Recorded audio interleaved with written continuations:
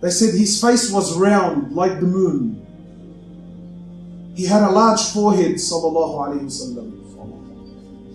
He had arched eyebrows with a gap in the middle. He had long eyelashes, sallallahu alayhi wasallam.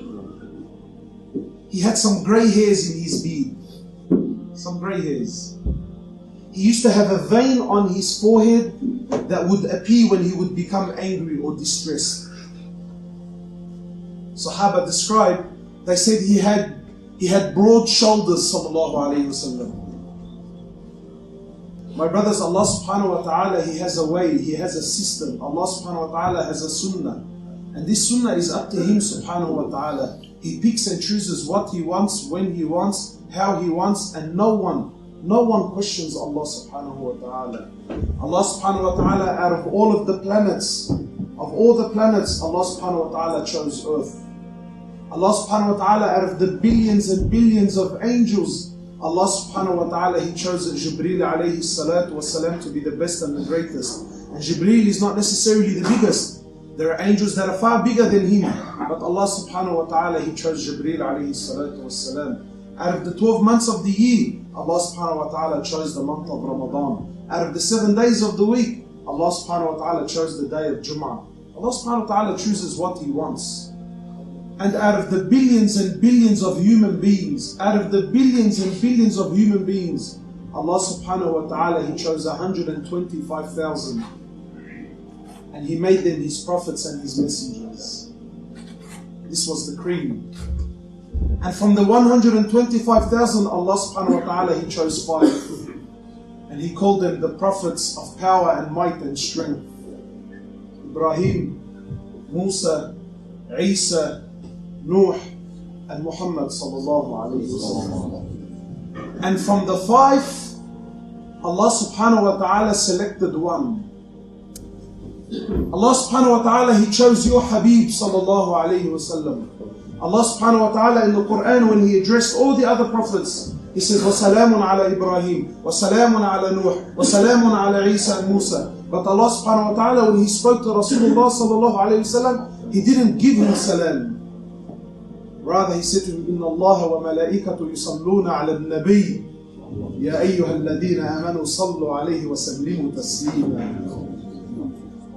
This was the honor that was given to Rasulullah sallallahu alayhi wa sallam. He says, Allah and His angels make salam on him. O you who believe, make salam on him and submit towards him sallallahu alayhi wa sallam.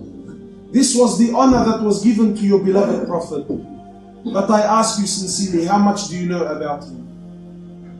The Sahaba, they describe him sallallahu alayhi wa sallam. They said he was neither tall, neither short. He was of medium build, sallallahu alayhi wasallam, inclining towards height.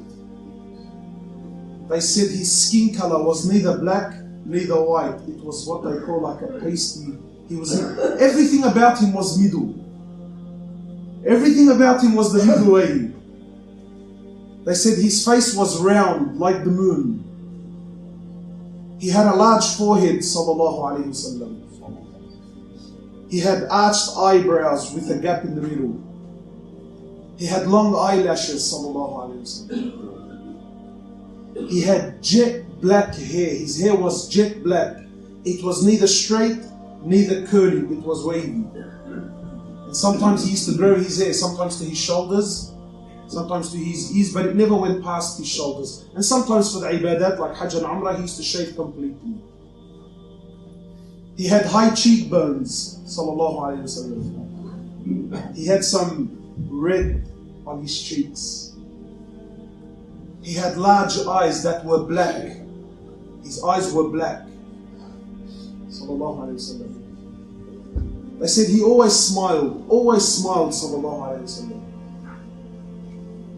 They described his teeth to be like hailstones, white, and he had a gap between every tooth.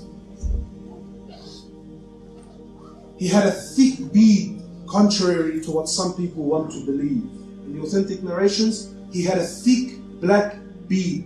In fact, the Sahaba used to describe, they used to say, when we used to see him praying, we used to see his beard hit his chest as he would recite Quran. He had some grey hairs in his beard. Some grey hairs. He used to have a vein on his forehead that would appear when he would become angry or distressed. Sahaba described, they said he had broad shoulders, sallallahu alayhi wasallam. Had a large chest, a flat stomach, not like mine unfortunately, but a flat stomach. They described he had some hair on his chest, not a lot, but some hair on his chest, and his hair would come down, and he had what they described like a snail trail. It would come down to the bottom of his stomach. They described him of having large hands, soft like silk. He was built like an athlete, sallallahu alaihi wasallam. Even in old age, even when he reached old age, his stomach never went past his chest. And really, why would it? Why would it? Aisha describes, radiallahu ta'ala anha, she's telling her nephew Urwa, she says, Wallahi ibn akhti, Wallahi, we used to see the moon, then the full moon, then the full moon. 2 complete months used to pass us by, and not a single flame, no cooking, no boiling of any sort. Not a single flame would be made in any of the 9 houses of Rasulullah sallallahu alayhi wasallam. People think when you get اللي عنده كرش بيسوى قرش. You heard this amongst the Arabs. That when you get fat and big, this is barakah. Wallahi, this is ghadab from Allah. This is not barakah. So they asked, Urwa asked his auntie, they said, my auntie, and how did you people survive? 2 months. Today, if you go home now and there's no cooking, inna lillahi wa inna ilayhi raji'un. What are you doing at home, woman? She said, al-aswadan, al-tamru wal-ma'. We survived off dates and water for 2 consecutive months. He was always smiling, sallallahu alayhi wasallam. In fact, the Sahaba described his character that if you ever spoke to him, Rasulullah sallallahu alayhi wasallam, if you ever spoke to him, he never turned his head, never. He would always turn his body and give you his shoulders and gave you his full attention. If you shook his hand, he will never remove his hand until you removed it first. They described his personality, his character. They said he had the quality that is now definitely lost in our ummah, unfortunately. But he had a quality called haya. Today we think haya is a weakness. Mastur ma bihki az-zalami. No. We need strong people who talk. Your Prophet didn't talk much, but when it came to action, by Allah, there was no one like him.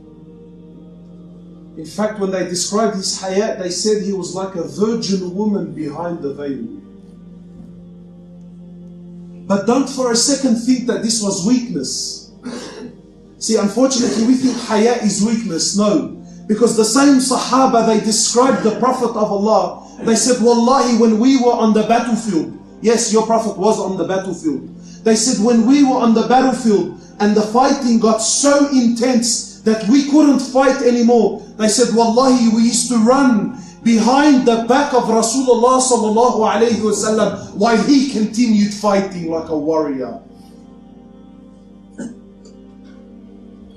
But I'm not here to impress you with the looks of Rasulullah sallallahu alayhi wasallam.